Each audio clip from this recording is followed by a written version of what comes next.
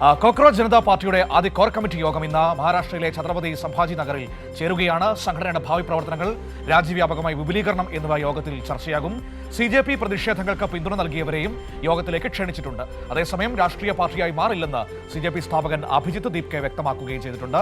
പ്രേംലാൽ ഉണ്ട് മുംബൈയിൽ നിന്ന് വാർത്തകൾ നൽകാനായി. നോക്കാം എന്തൊക്കെയാണ് CJPയുടെ യോഗം, അവരുടെ ഭാവി പരിപാടികൾ എന്തൊക്കെയാണെന്ന് നമുക്ക് പരിശോധിക്കാം.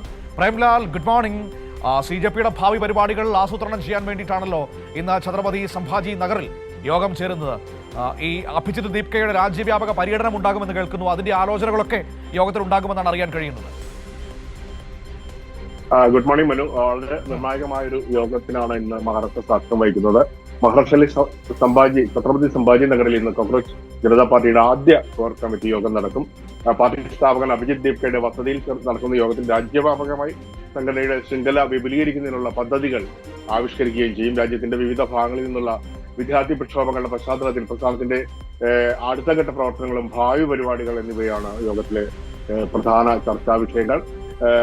ധർമ്മേന്ദ്ര പ്രധാന്റെ രാജിയോടെ പ്രതിഷേധത്തിന്റെ ഒരു ഘട്ടം അവസാനിച്ചെങ്കിലും രാജ്യത്തെ പരീക്ഷാ സംവിധാനത്തിൽ സമഗ്രമായ പരിഷ്കാരങ്ങൾ വേണമെന്ന ആവശ്യം ഇപ്പോഴും വളരെ ശക്തമാണ്. പുതിയ തലമുറയുടെ ശബ്ദം സോഷ്യൽ മീഡിയയിലൂടെ രൂപപ്പെടുന്ന പുതിയ ഒരു പ്രതിഷേധ സംസ്കാരമാണ് CJPയിലൂടെ ഉണ്ടായത്.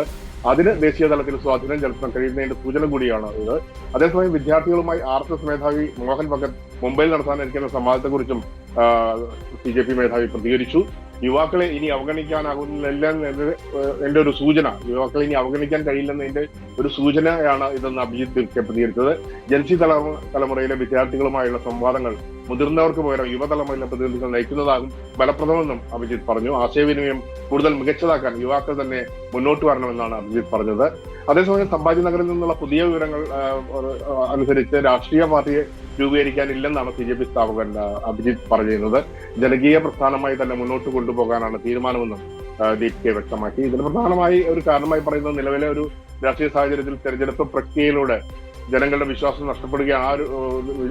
കൂടാതെ വോട്ട് ചോർച്ച, ജനപ്രതിനിധികളുടെ കൂറുമാറ്റം, അന്വേഷണ ഏജൻസികളുടെ ഇടപെടൽ എന്നിവ ചൂണ്ടിക്കാട്ടിയായിരുന്നു യുവ നേതാവിന്റെ ഒരു വിമർശനം.